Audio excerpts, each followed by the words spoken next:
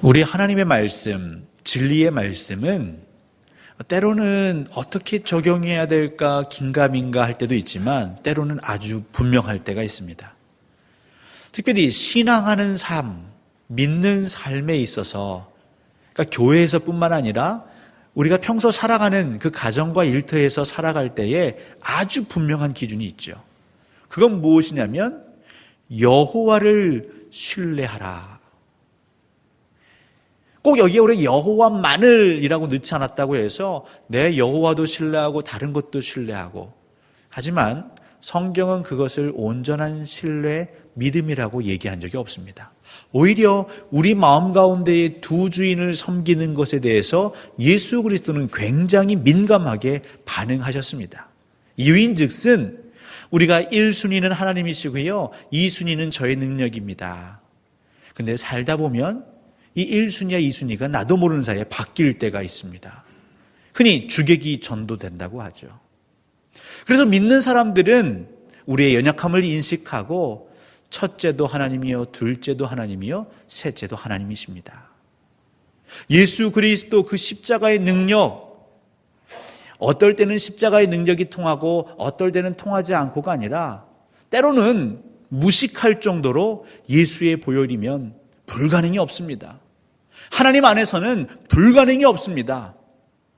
그것을 자꾸 우리에게 되새기라 말씀하시죠. 그리스도인들의 자신감, 우리 마음을 단련함에 있어서 우리 영적 자신감, 내게 능력 주시는 자 안에서 여러분에게 누가 능력을 주십니까? 아니, 여러분은 누가 여러분에게 능력 주기를 원하십니까? 사람이요? 때때로 우리는 인맥을 쫓아갑니다.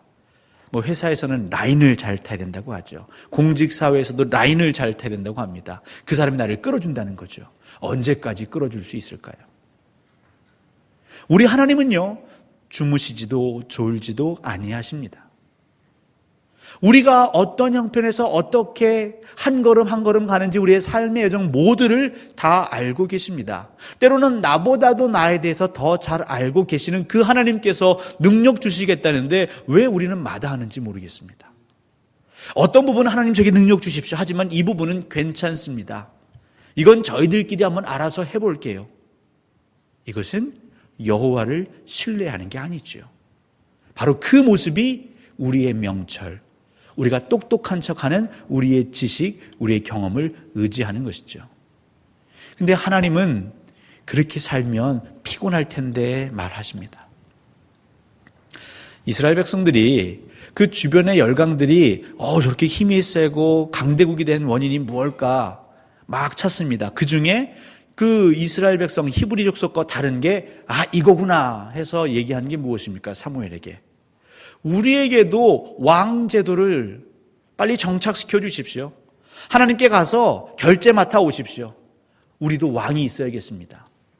왕의 명령에 따라서 조직도 갖추고 군사도 모으고 해서 우리 주변 열강들처럼 한번 살아봐야겠습니다. 하나님께서는 분명 걱정하셨지만 정녕 너희들이 원한다면 한번 그렇게 살아보아라. 사무엘아, 너무 낙심하지 말거라. 이스라엘 백성들이 너를 무시하는 게 아니라 나를 불신하는 것이다. 그리고 그 명철대로 한번 살아보도록 하였지요. 어떻게 되었습니까? 잠깐 영화로움을 누렸지만 이내 솔로몬이 죽고 그 나라는 두동강이 나왔습니다. 그리고 희노애락을 반복하다가 북이스라엘, 남유다 모두 아수르, 바벨론에 의해서 보기 좋게 멸망당했죠. 분명한 하나님의 메시지입니다. 이 땅을 사랑하는 그리스도인들에게 왜 너희들은 너희들의 방식을 여전히 쫓고 있느냐?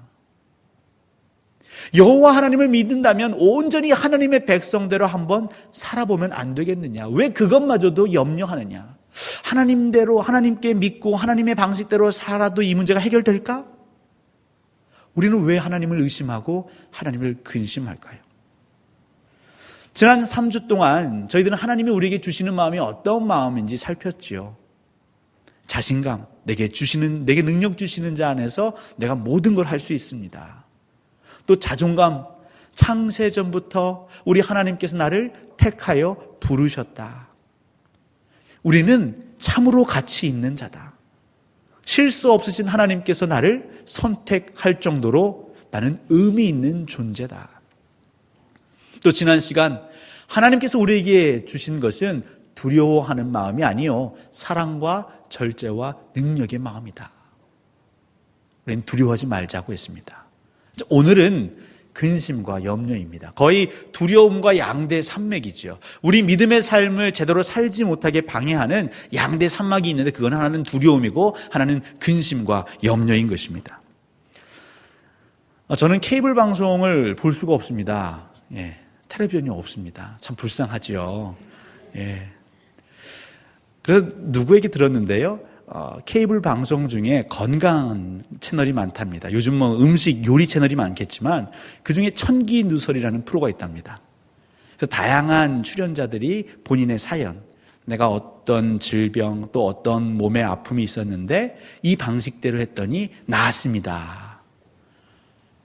그래서 자기가 복용했던 약재라든가 이런 혼합물이라든가 음식요법들을 이렇게 소개하는 프로랍니다.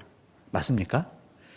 근데 이 프로가 나가면요, 바로 그 프로가 방영되고 난 뒤에 경동시장에 가면요, 그때 나왔던 그 식사라든가 약재가 패키지 돼서 포장이 돼서 판다는 거죠.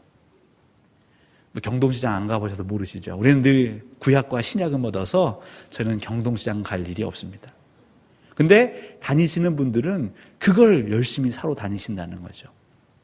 왜냐하면 건강이 중요하니까요. 건강. 여러분도 건강이 중요하죠.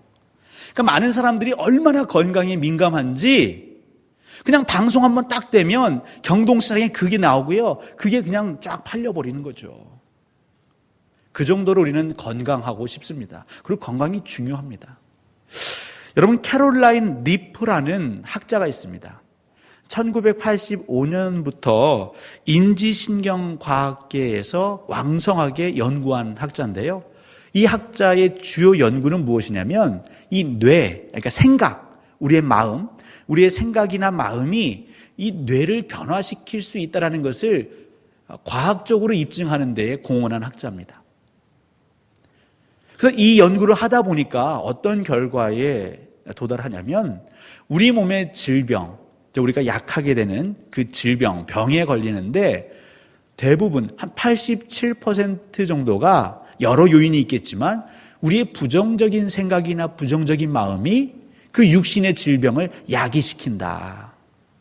그래서 그걸 어떻게 증명했냐면 부정적인 생각이나 마음이 뇌에 먼저 영향을 주는 거죠. 그래서 뇌에서는 그 반응으로 몸에 좋지 않은 호르몬, 나쁜 화학물질을 만들어낸답니다. 그러면 그 호르몬이, 그 화학물질이 이제 우리 몸에 영향을 미치는 거죠. 그래서 질병이 발생한다. 여러분 동의하십니까? 동의하지 않으십니까? 저는 지내보니까 제가 과학적인 수치로는 따져보지 못했지만 상당히 일리가 있다라고 직관적으로 동의합니다. 물론 이 학자는 그걸 수치화해서 발표하죠. 물론 주장이기도 합니다. 그러면 그 부정적인 생각, 부정적인 마음이란 뭘까요? 모르면 찾아봐야 됩니다. 그래서 제가 사전을 찾았더니 여러 가지 의미가 있지만 그중에 이런 해석이 제 눈에 띄었습니다. 이 부정적이다, 네거티브는 그렇지 않다고 단정하거나, 그러니까 단정하는 겁니다. 옳지 않다고 반대하는 것, 이게 부정적이라는 것이죠. 그러니까 그렇지 않다, 그럴 리가 없다, 그렇게 될 수가 없다, 단정하거나.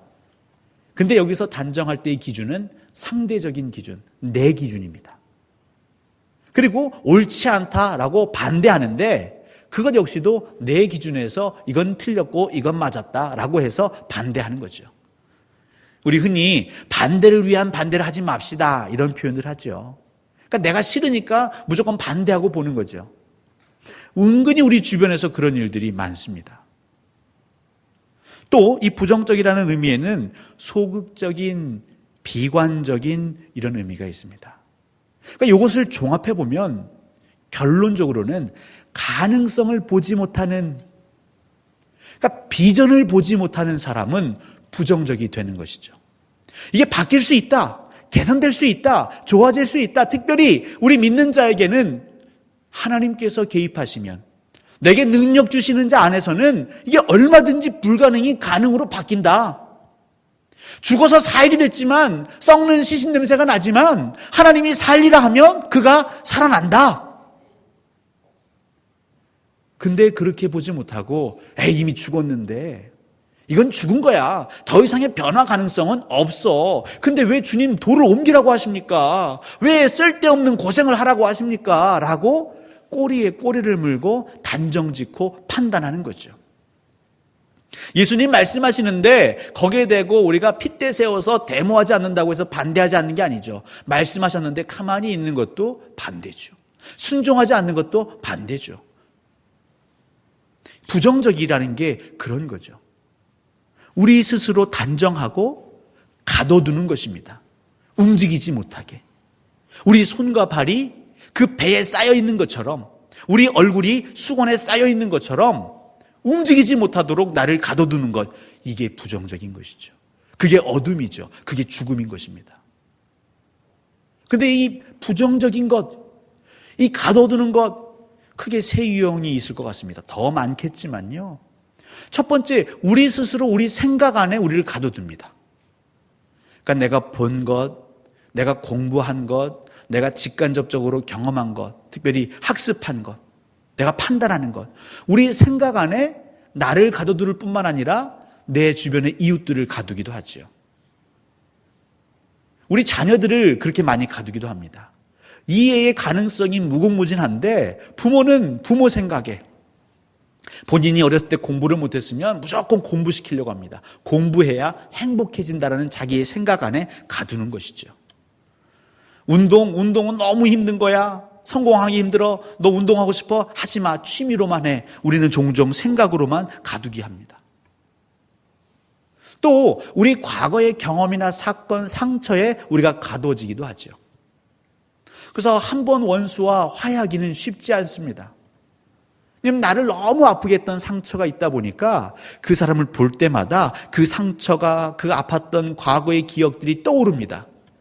그래서 이 사람과 화해하고 좀 더 나은 진전을 꿈꿔야 됨에도 불구하고 옛날에 그랬잖아, 얘기하기 시작하면 3박 4일이 부족한 거죠. 우리는 때때로 우리 과거의 경험, 상처에 우리를 가둬두기도 합니다. 또 타인의 평가에 우리가 갇히곤 하죠. 다른 사람들의 말, 다른 사람들의 평판에 우리의 말과 행동에 제한을 받습니다. 물론 좋은 의미에서 우리가 서로를 권면하고 인도해 주는 것, 그거는 괜찮겠는데요. 예수 믿는 것, 주변 사람들이 수근수근하고 손가락질하기 때문에 그냥 정도껏 믿어야지, 내가 정도껏 헌신해야지.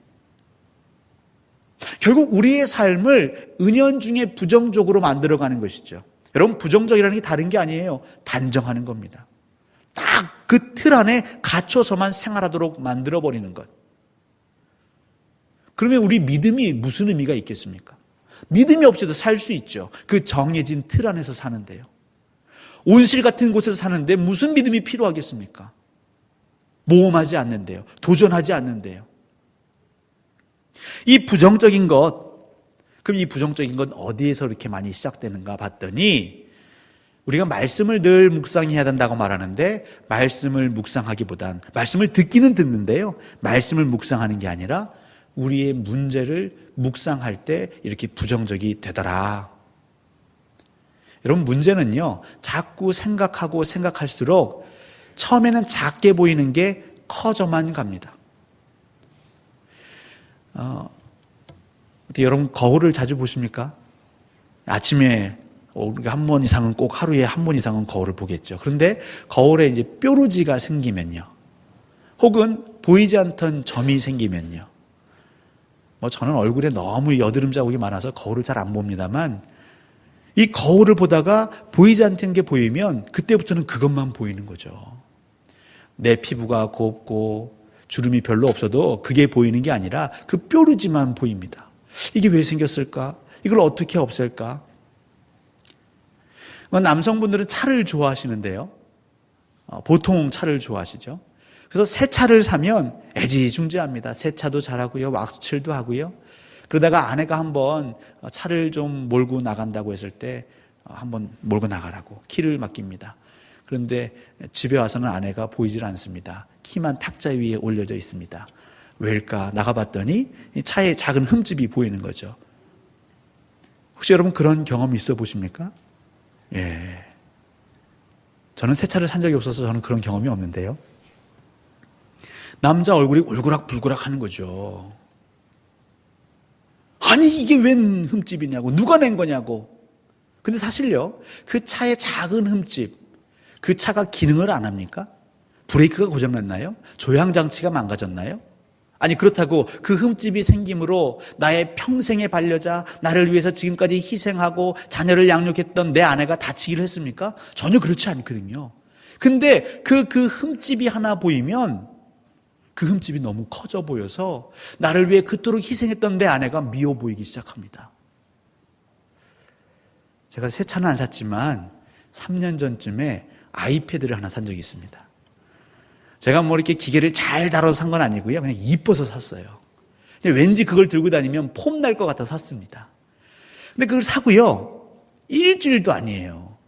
제 기억엔 2일인가 3일쯤 됐는데 외출을 하게 됐어요. 그래서 폼 잡으려고, 자랑하려고 아이패드를 가지고 갔죠. 아마 제 아내하고 같이 외출을 했는데요.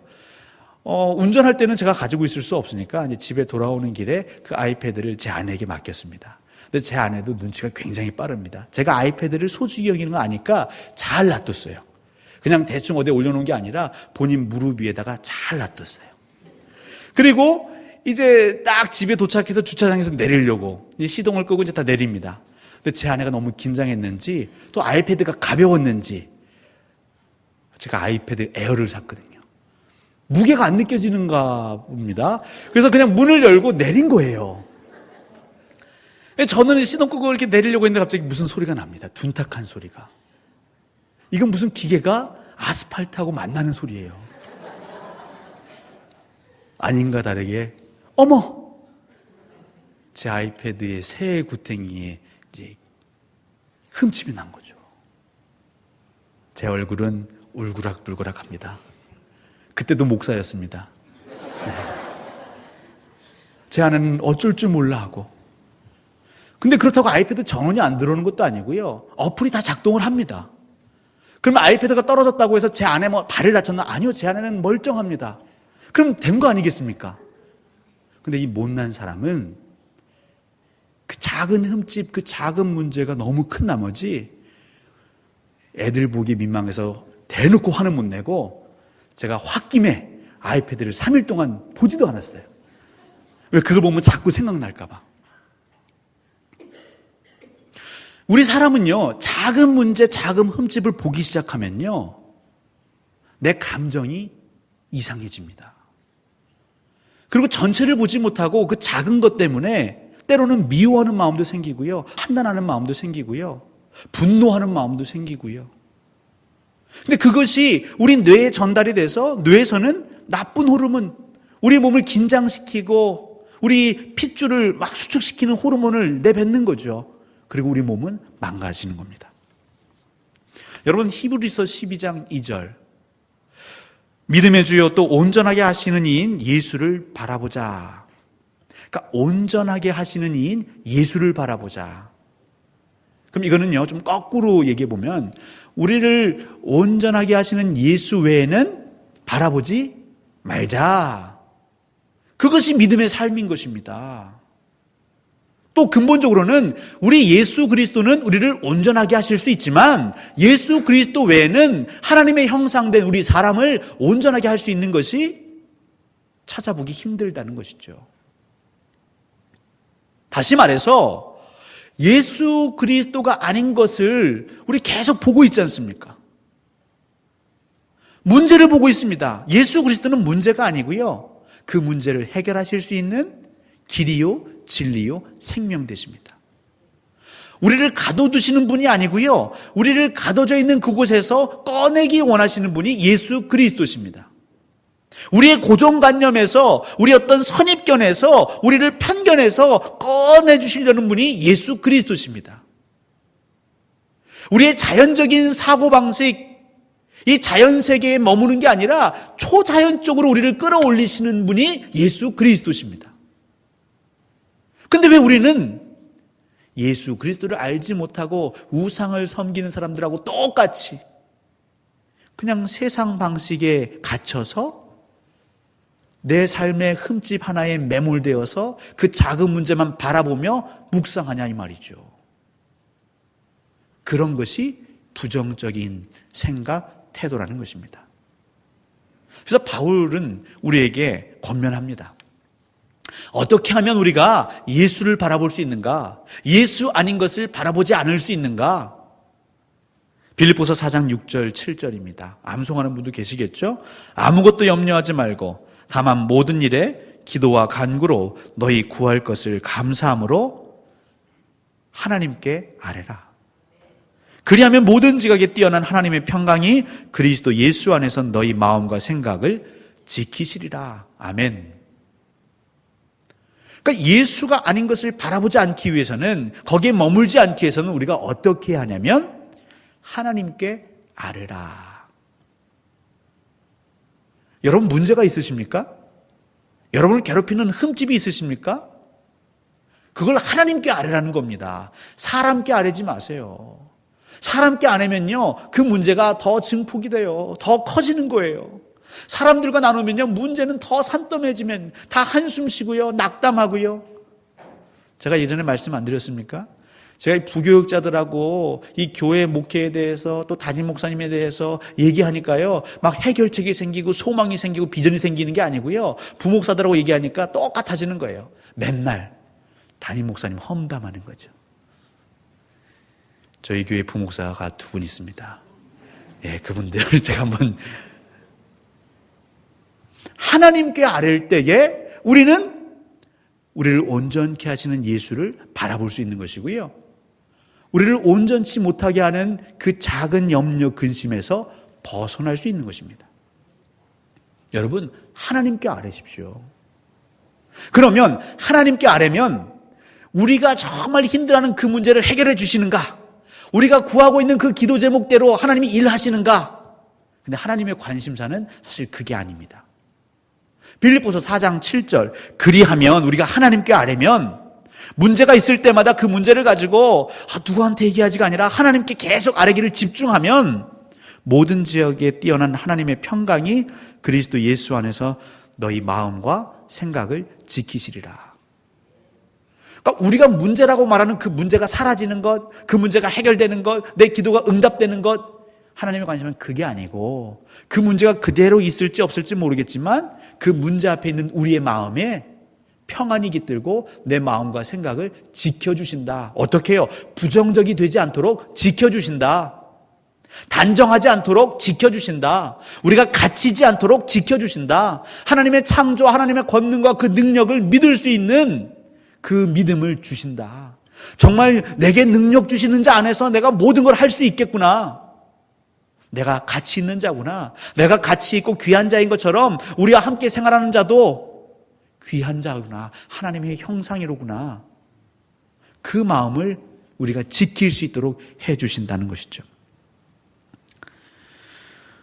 근데 문제는 이렇게 우리의 마음을 지키려고 하지만 자꾸 우리 원수마귀는요, 불화살을 쏩니다. 불화살을.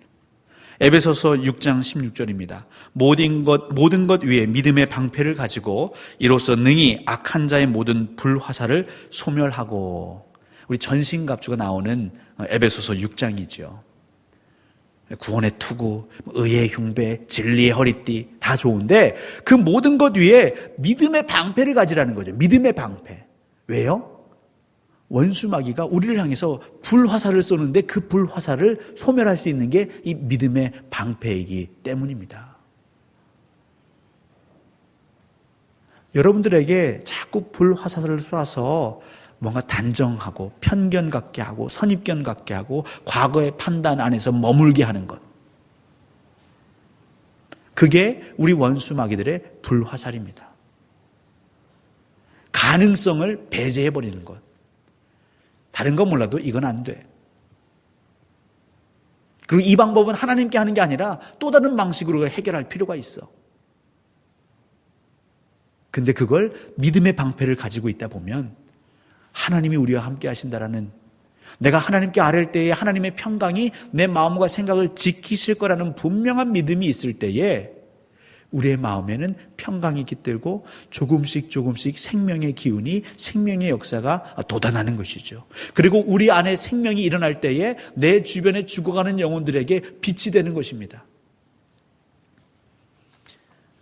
하나님은 우리를 지금까지 한 번도 실수 없이 인도하셨다는 그 믿음.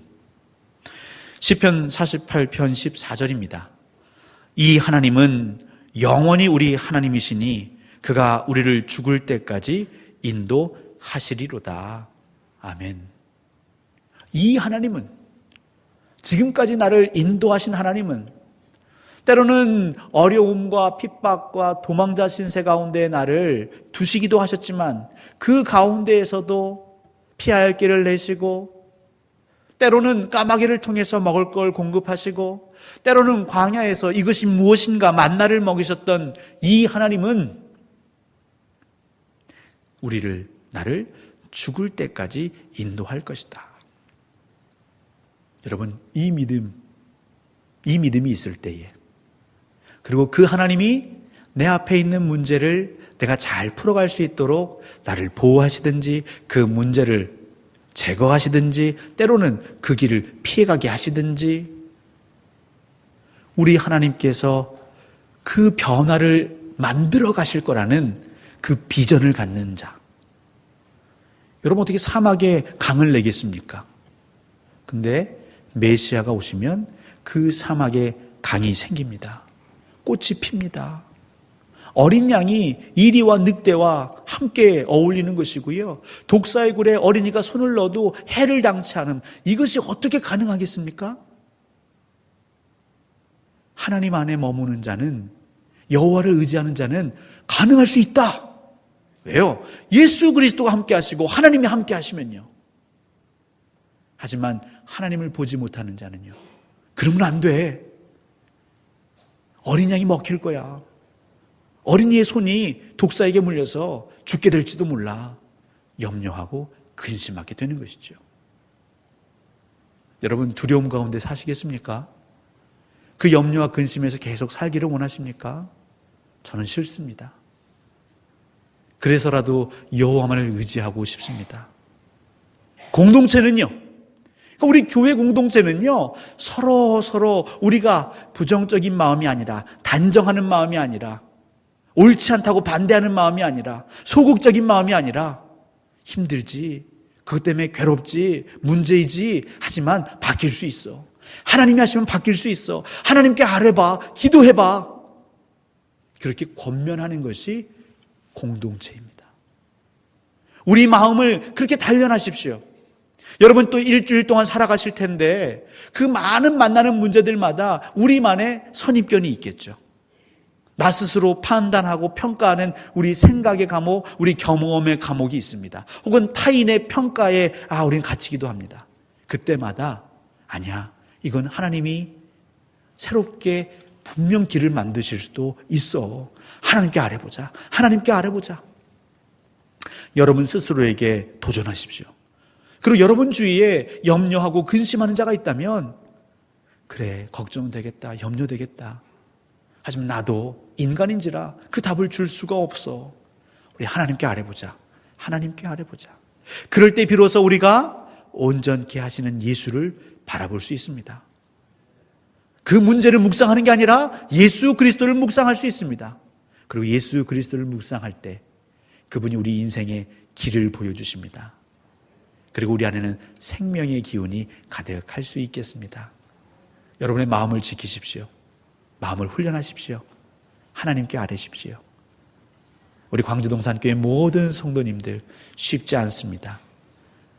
이 한 주간도 믿음의 방패를 지켜 세우시고 원수의 불화살은 다 소멸하시고 하나님께 아뢰시는 삶 사시기를 우리 주님의 이름으로 간절히 축원합니다.